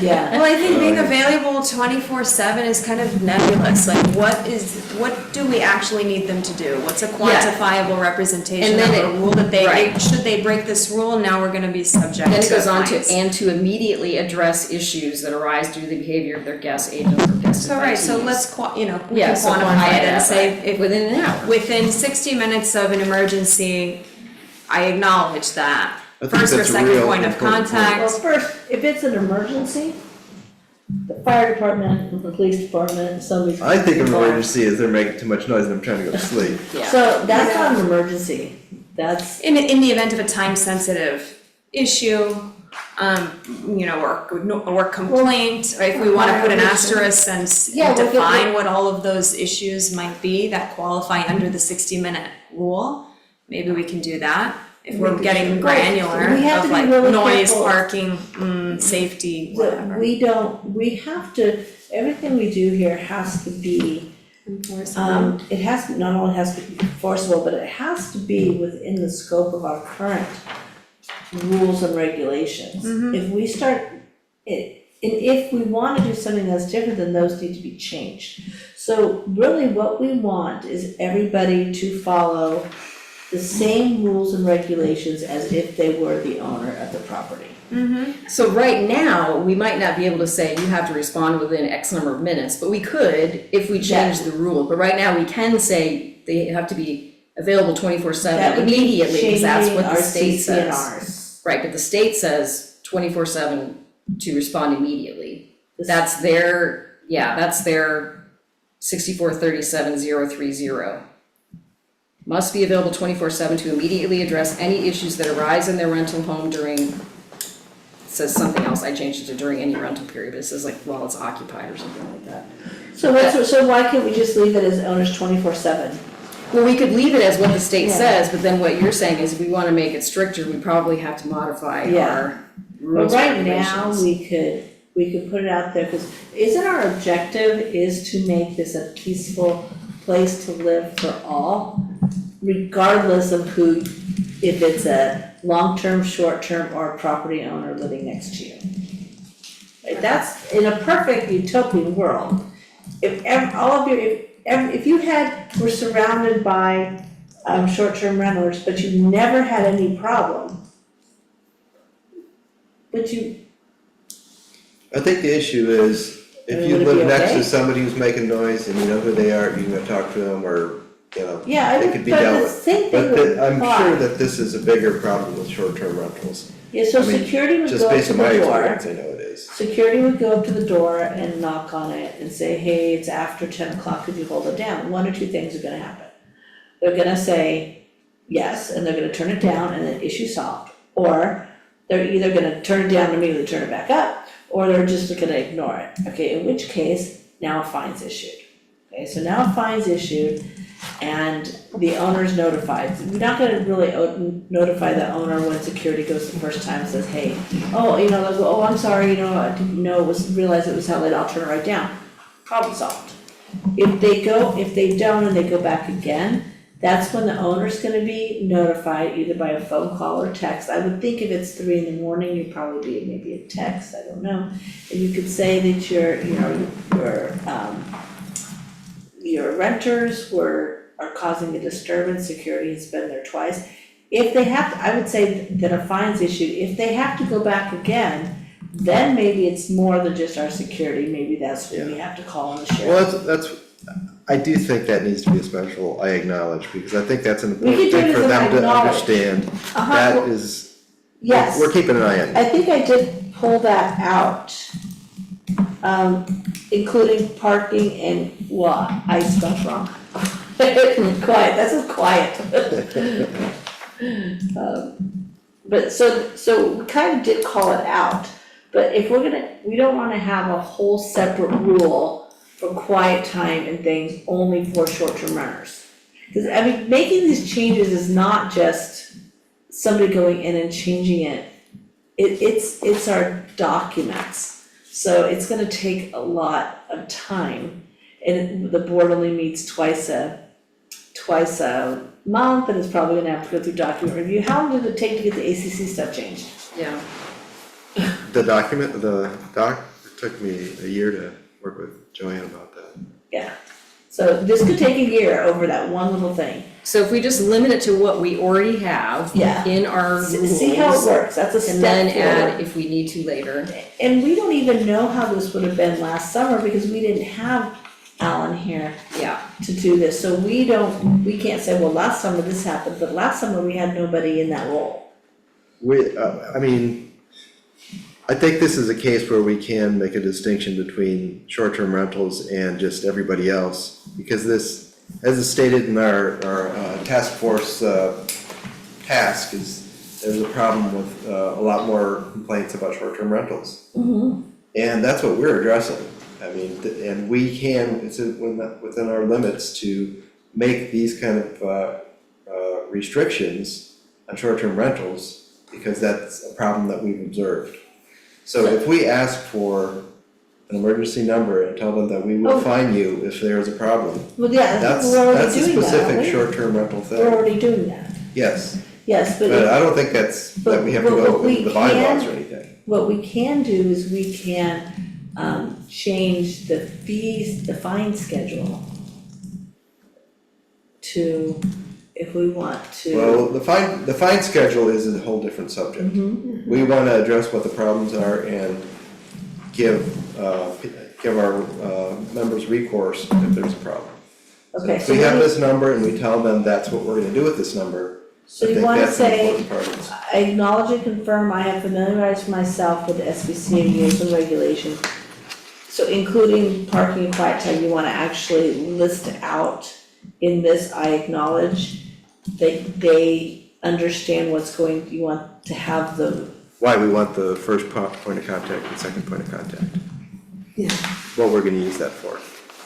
Okay, so we wanna, so I familiar with this kind of. So don't go to sleep too hard because we may be calling you when you have a problem with one. So we're gonna wanna do like, say something on the back end of that where it says, violation of rules and regulations, whether, we're just using noise as an example, but it could be anything. So, owner will be notified of violations and will have so many hours or minutes to respond. This is pretty much what we already have. Owners are responsible for any fine, assessment, or penalty leveled by SVCA against their guests, agents, and guest invitees. And that written notice of such infractions will be mailed to the mailing address shown above, which, it doesn't say that, but that's what it will be mailed to whatever. SVCA Rules and Regulations, section 1.1. I mean, That's just already basically, there. I know, but that's what we're asking them to confirm. So we just want to reprint that here. I think what we're talking about right now is what is gonna go in the registration form right now. And then if we wanna make more strict rules, we need to ask the board to, Right. like a separate thing, right? Like, we're gonna Yes. start making more restrictive rules. That's separate from just a And I general mean, registration form. and if you look at it This is just a legally, start. Yeah. could we enforce different rules? Yes, we could, but per the attorney is, and per Michael, we could have some more restrictive things on them. But at this point, so this is brand new. If you start here and you wanna test the waters and see how it's gonna go, we're gonna wanna go here. If we jump up and start putting all these additional rules on, it could not go into effect at all because somebody could file a lawsuit and then we're back to where it was. And if we go make too many changes that it prompts a, board approval and a vote, you're looking at 2026 before anything gets done here. Well, that's why I'm saying, if we could just start out with a registration form that has Yeah. the things we can ask for right now and the things that we can rely on that are already right now in our rules, and the fines that we already have in place, and the process we already have in place for fining people for the same things that anybody else would be fined for. We can have a registration form ready to So I go think we're saying the fast. same thing. Yeah, You can just hold the other things like you must, So if Just say, read the first, Anthony, did you have a point you're trying to make? Well, no, I'm just gonna say, I agree with what we're saying. I think, we just need to acknowledge that these are the requirements under the rules. Like Jane was saying, this is what's required. The only other point I was gonna make, and I'm sorry that this was back a little bit, but we had talked about notifying the owner of the violation. Shouldn't we also notify the first time security goes out so that the owner has an opportunity to try and remedy it? oh, definitely. Yeah, I would totally agree with that. so no warning from security, just boom right into notifying the owner? I But think just when security goes out to give the warning, also call the owner so the owner can get involved. Because if that happens, if security goes out and gives that warning and then I'm notified, I'm going to be right on the app or right on the phone contacting them saying, I understand security was just there. This can't happen. Any further violation, and I'm going to cancel this reservation, that type of thing. Okay? And that's just an administrative thing, right? Yeah, That would just be something Michael could just say. That is "Yes, we're going to fine." be something that is established as part of compliance. That is Okay. not something that. Right. And we're reporting this back to the board. That is not something that the board is not going to dictate to Alan and security how they're doing their job. Right. So, but we can definitely recommend it to them that, it's kind of consensus that the owners want to be notified at every touch. Every contact with the security goes to the door, the security texts the owner. And similar to that, what if the issue is not at the home? What if the issue is on our common property? Do we just tie their legs to sandbags in the lake? I mean, it's the same thing, right? Like if somebody's causing a problem, say they have their dog at the dog park and their dog is, being fractious or whatever. Whatever the rule is that they're breaking, but it's on the common property, the same procedure would be followed, right? Like security would go talk to them and then. That's kind of touchy, cause let's do it another way, somebody from Right. the lettered streets brings their dog over to the dog park and their dog's wreaking havoc. Who's getting fined? Oh, interesting point. Yeah. So it would depend on whether it's a restricted area, like the pool, where it is restricted because you have to pay a fee to get in, even though it's public. But otherwise, if they're in any other common area, then there's nothing. I don't know. So we can find them if they're in the person's house, but we can't find them for anything bad they do anywhere else in all of Sudden Valley. Well, it's kind of like if you, if you're as a property owner, do something, they could issue a fine. See, Yeah. but, and, I guess they could issue a fine to, somebody. Thanks, guys. To somebody visiting, Hi, Ariel. how do you enforce that? Unless you're going to, do a citizen's arrest of somebody, how is it enforceable? Cause if you were renting somebody's house and you were doing some shenanigans down the lake and they came in and security came in and said, where do you live, are you living here, whatever, would you tell them the truth? Security is Well, gonna be security very, can't, I mean, security is I gonna know. be very hands-off. They don't wanna get Well, in and a fight. They've got legal Yeah. obligations too. All they're gonna do is try to get gently ask for some information, and if the person pushes back, they're gonna walk away. Yeah. They're not gonna, They are tell me where. observe and report. Yeah. That's all they'll do, so. So, and nobody from admin is gonna go out So there. I think this whole discussion really isn't germane to this registration. No, I think we just- So it's basically only if they do something wrong in the person's property, and beyond that, there's no Right. Yeah. responsibility. Right, at This could be an evolving We document. have no Yeah. control. Okay. Yeah, And the fourth one down kind of covers it. Some of what we were talking at. I confirm the information above is correct and will notify Sun Valley should there be a change. I give consent to be contacted at any hour if needed due to emergency or misconduct. Yeah, we need to take that off that, because that doesn't go with, those two things don't go together. No, but that should be somewhere. so just, I acknowledge and then I give consent, should we move the I give consent up to the top, Yeah, with number 1? I like that. yeah. Number 1 and number 2, but it needs to be there. Where would you like it? I don't think it really matters. Either place. It doesn't, if you, honestly, you don't have to read it. But if they sign it, I don't care if they read it, Right. as long as they sign it. I mean, we're asking for a 24/7 phone number, doesn't that implicitly mean we can contact you 24/7? It doesn't hurt to Reinforce restate it. that. Yeah, if there's a party at 2 AM, I would put it on number 2. Number 2? Don't put your do not disturb on, Anthony, we're gonna call you. I want you to call me. that's what it comes down to. Yeah, what's your sleep worth? I'm a lawyer and a landlord, so there's no such thing. I have a question about something else that might require a rule change, I don't know. I know that there are a lot of cities that require that anytime you advertise your home, you have to put your permit number on the listing. And whether that would be something we could also enact, because when they register, they could get a registration number, because that is a really easy way to see whether someone has a permit or a registration from SVCA.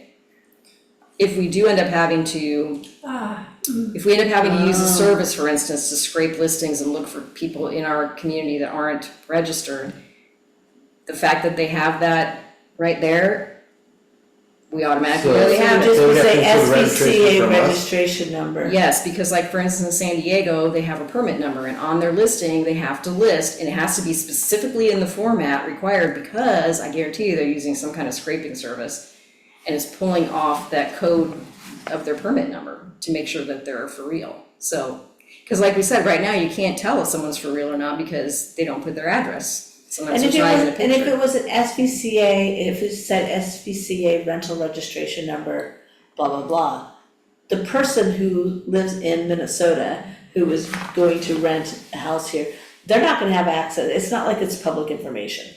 So, It is publicly on the listing, but it doesn't no, matter. but they won't know what it means. No, they won't know what it means and they won't care. This is not gonna be public information. No, it's only so that the people. It's for, that would be for Yes, our for benefit. compliance. So it's not gonna, so still, they couldn't say, well, I don't wanna give out my property address yet. Well, you're not. Right, You're giving out the permit showing that you're, yes. because maybe, you know, Sudden Valley, it gets on the web that Sudden Valley is cracking down on this and no, you know, all short-term rentals must have a registration number, and somebody might look at it and say, oh, the registration number not there, well, I'm not gonna rent from them, they're not in compliance. Yours doesn't require that, does it, Anthony, and Belling, or the non-conforming Whatcom County doesn't have any, they don't even have?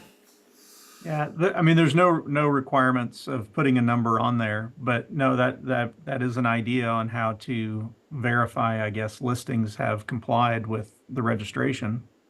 Yeah. But that might require a rule change of some sort. Well, I don't know, that's just, Is that an admin thing that we I can think just that's an admin. require? I don't know why we would not be allowed to simply tell them that when they advertise, they have to indicate their Sudden Valley registration number. And what if they don't? Then we have to have, then that's where the fine would come in. That's where we would have to add a new fine, failure to list registration number when advertising property for rent, $500. So that's kind of where what we are saying is you rent your property out properly, you get good tenants in there, this is gonna mean nothing to you. Mhm. It's the ones that aren't, this is where it's gonna hit. And unfortunately, their currency is actually currency. You know, taking their cell phone away isn't gonna make them comply. It's So this gonna wouldn't be be end part up in of, this wouldn't be part of the pocket. registration or the, I acknowledge it would be part It of would our be in our regulation. fine and fee schedule, which would be covered in number 1. The rules and regulations, including parking and quiet time. But we do have to state that somewhere that they do have to include that. Well, we would have to put that in our, that would have to go through the regular channels to add a new fine.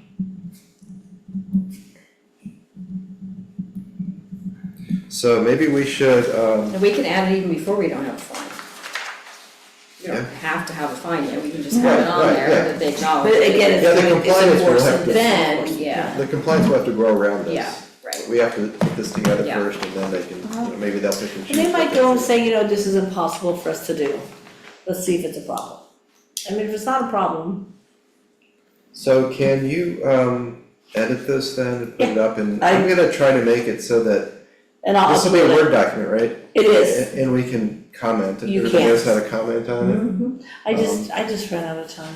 No, that, I'm happy you did this. Yeah. But I would like everybody to, you know, look it over again Mm-hmm. and see if you have any other questions or just add the comments. I'm gonna add the things we talked about. Okay. Change the legal owner of property, correct spelling of quiet, move number 1 up, take out all the bottom stuff, put in verifications. What about this top paragraph? I mean, I don't It think seems like we we need. should have some introductory. See, to me, I'm just like, verbiage. it's a form of registration, it shouldn't be an explanation of why we are asking them to register, it seems like it should just be like, you have to register, here's the form to do it. It would be like going for your driver's license and when you fill out the application, them saying, this is why we require driver's licenses, we feel like it's in the best interest of people on the road. I tend to agree with you, and I'll tell you, I'm just, this was like one long sentence. And I went to break it up, and the last, just to kind of break it, the last sentence makes no sense. It doesn't, I mean, it's just bad. It's I mean, just I don't bad, care if it's and in there, it doesn't matter, I just don't think we need it, so whatever you guys wanna do is totally fine. I think a simple sentence, I mean, having the What if- title, what if short-term we- rental registration is good. What if in the end of the third, Yeah. the end of the third sentence, but it cut it would- off after days?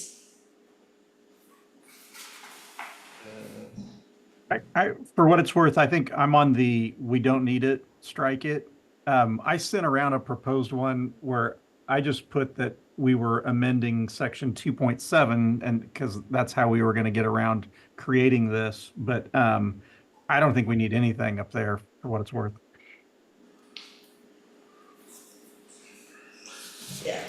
Yeah, I We think either it's, should this is take the it kind out or cut it off after days. If we wanna say, and I don't even say the board of directors, Sun Valley's determines the best interest of, no. Let's just say, Short-term rental agreement. this feels like the kind of stuff you're gonna say Yeah. when you're telling people why we're gonna start doing this. Right, You're not- yeah, You're giving them the form, So- they already know what the. so maybe we should just put all owners who rent their property out as short-term rentals must complete the form below.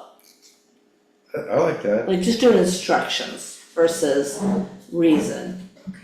Cause it's almost like we're asking them But why permission. why do we need any instructions? Obviously, we're not giving this form to everybody in Sudden Valley, right? We're giving it to the person who's standing at the front desk saying, hey, I wanna register my thing, here's the registration form. Because won't we have, I'm thinking, a lot of this information, especially stuff on the second page here, which I think is great, that they have to have the rules and regulations plastered in their house or the people. On our website, will there not be a space for short-term rentals with instructions, and then the top paragraph be on there, and these are all the Yeah, things that you would- have to do yes, as that would be a a good short-term place. rental. So just update, And put on the you're website. responsible for this, Yeah. because you're signing, oh yeah, I'm responsible, I know I'm gonna comply. Yeah, I think that's That's what totally, they're gonna yeah, comply that's with, totally valid, you everything have that's it on the website. website. So then nothing here? We'll just put Yeah, nothing.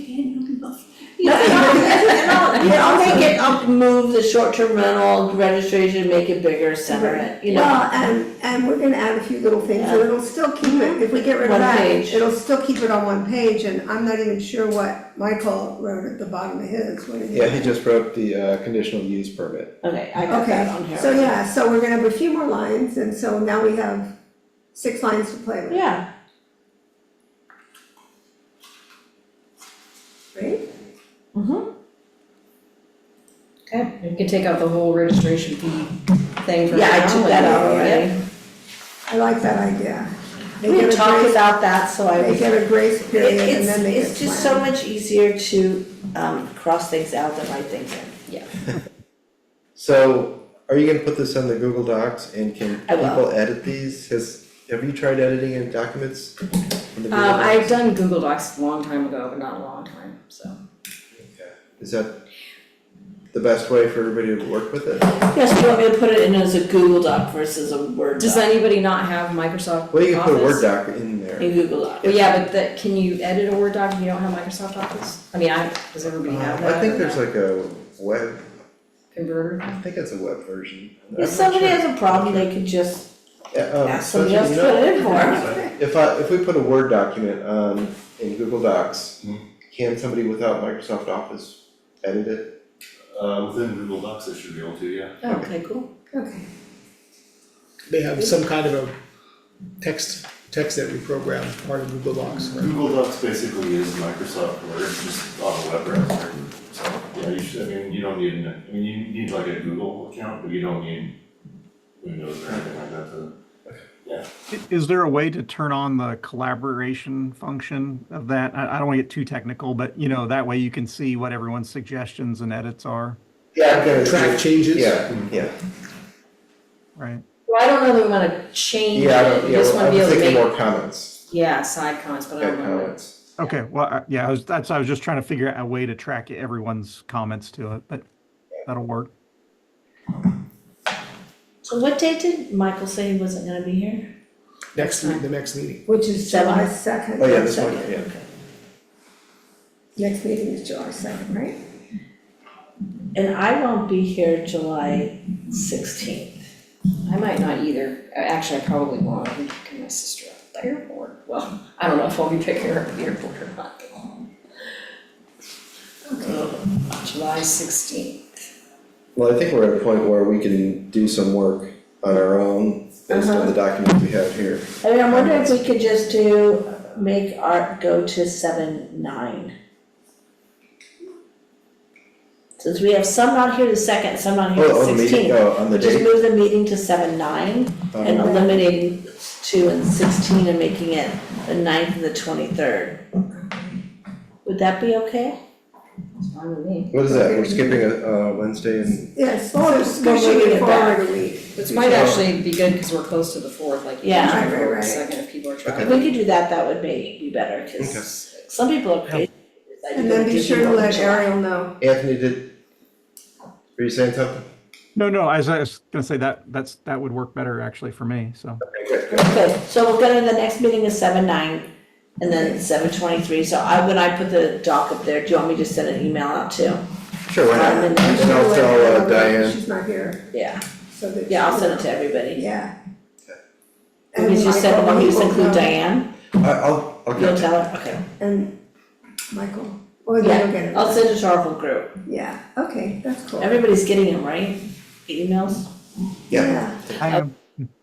I won't tell you that I was sitting over at the library. You what? I was sitting at the library. I got there early. Oh, Oh, I got there early, like I at never 5:15. You know, I tried to call people. I saw your phone around, like, I'm not answering that, spam. And I'm like, where is everybody? You must have had a 224 number. Yeah, well, yeah, if you hadn't called me, It's I would have missed it, cause it's I was actually already Liberty finished looking at my Bell. computer. Well, I was sitting there in my car like, there's nobody here. So just to I'll clarify, we're gonna have a meeting on the 9th, Yes, no meeting on the 16th, right, and then we'll meet again on the 23rd. and no 'cause it's meeting gonna- on the second. It's gonna change all the, We're pushing everything forward a week, that's that, and just, yeah.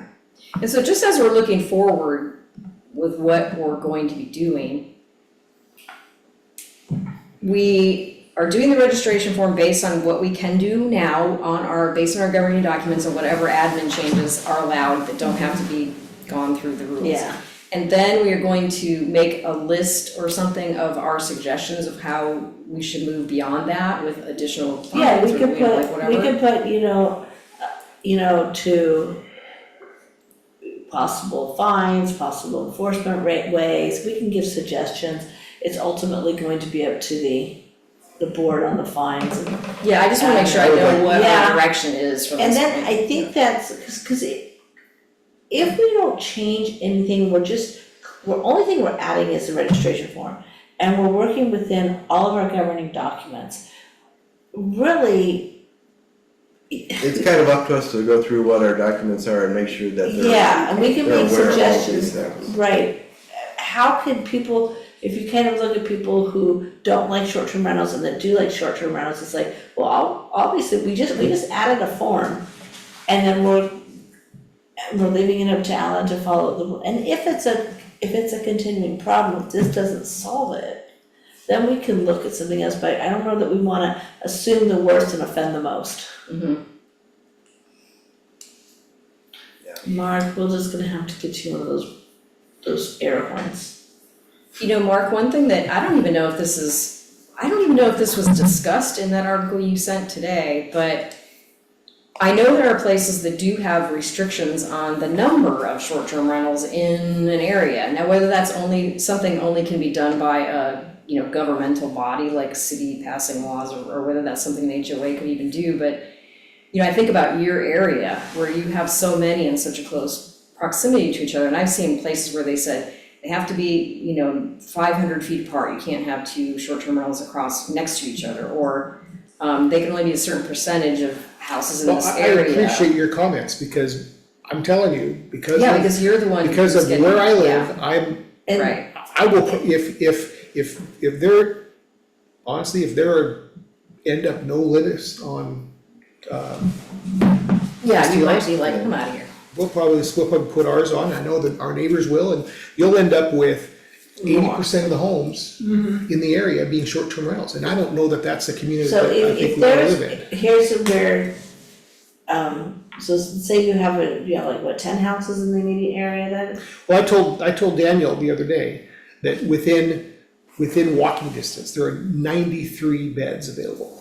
Yeah, but how many houses is that? Well, one house has 16. 16 Let's just say beds? 10. Let's just make it easy, Yeah, let's say 10. that's what I've been saying. There is a house 20. within 100 feet of mine, 200 feet, that has 16 guests. There's another house across the street that is within 100 feet of mine that has 12 guests. These are Yeah, I've seen not a little bit places of that those have down 2 in or 4 or 6 people. So if you had, and some of them allow parties, it says right in their listing. last night, No, I'm on the deck and it's 9:30. And there's a group up there, and because they are right over my deck, and there were a bunch of people there, and they weren't being noisy or but obnoxious. there was just enough people that it was noisy. Yeah, someone laughs and there's a joke and it's not when, if a family lived there, they would do that occasionally. Right, exactly. But it's every That's the Friday, mistake. every Saturday, every Thursday, and And it's infringing on your enjoyment of living. So if we did next step, look at limiting how many could be in a certain area, how would you, maybe this is something you could think about for the next meeting, how would you even start? Cause you can't take somebody, we were not allowed to take somebody that has purchased a home and now tell them they cannot do what they wanna do with it. We could limit new ones coming in, like when they put in their registration form, we could say, or something would have to I be don't in know the- what this is Yeah. this is a legal question. Yeah, that's right. But my point is, That's authority I issue. can stand on my deck and I can count all the homes that are currently short-term rentals. And there are neighbors nearby who are older people. In a few years, those are gonna become short-term rentals too. I just see it. And it's not even an occupancy thing either, because the reality is, you could have 6 people in a house and they could be making just as much noise on the Or deck. they could have as- 16 over 'em. Yeah, and you know. But the Well, truth hopefully is, the those more older people, people it just, and again, I have not had any bad experiences. We have not had people playing music until 4 in the morning. It hasn't been like that. Yeah. It just changes the neighborhood. It does. Because every Friday and Saturday, there's a group and they're having fun and that's great, but it just every. It's just not quite loud enough for security, but it's still annoying. Yeah, I It's can't every complain weekend. because it's still within quiet hours. Yeah. So in Mission Bay, if you cannot have outdoor conversations after 10 p.m. It literally says, take your conversations inside. And then during the day, you can't have, I think they call it amplified music, if it can be heard more than 50 feet from your house, which 50 feet's a pretty long ways, but it's during the day. But it still goes to show you that even during the day, they have noise limitations in place, so that people aren't blaring music out of their speakers and having a loud party or whatever. But that whole 10 o'clock take it inside thing, I mean, we were very careful because they will tell you that they will come and evict you from the house. Right. So I we were love just like, that. we better go inside. Do you know the owners of those homes? Do you have their contact information? Yeah. Have Are you they ever reached out? there? What am I gonna tell them? Do they stay there sometimes? One house, no. The other house, maybe 2 weekends a year. These are Yeah, so businesses. no. It's so hard for you because you're by the lake. You're in a It's completely attractive different property. situation. It's you know? and there's a park there. And so when someone's having a conversation on their deck, there's no trees, I can hear every word. It doesn't matter if there are trees, cause you can hear everything, and I But know they the forest invited behind you. me. What, Well, not really, because these are And people, fed you. how many bedrooms allow 16 people? How can you have well, 16 people? There's no occupancy restriction. you know, when you have a sea to ski, or you have a family reunion, Yeah, or you have a bike graduation. race, Yeah. and they have a bunch of kids, they'll put kids on the airback. I mean, we used to do that, you know? Yeah. Kids, you know, you have a living room and you have 10 kids on the floor. I'm telling you, it's one thing to think about it. It's another thing to really experience it day after day after day Yeah. after day. And it's changed when we first moved here in 6 years. Oh, gosh. There was the occasional thing, and hey, it happens occasionally, but now it's every, not even weekends, sometimes a Tuesday night, if, you know. And it's changed the neighborhood, and it's not that they are breaking the rules, it's just that that's what happens when you get 16 people together, sitting on the deck, having a quiet conversation, someone makes a joke, and pretty soon someone laughs, and it just I guess I thought we had occupancy. I think we do, but Restriction. it's not enforceable, I mean, there's nothing they can do about it. Yeah. Yeah, the SPCA one's not enforceable. State So- law has thrown that out. So again, I would just request that the board take the letter that I forwarded to you today and just discuss with the attorney and just formulate some kind of response.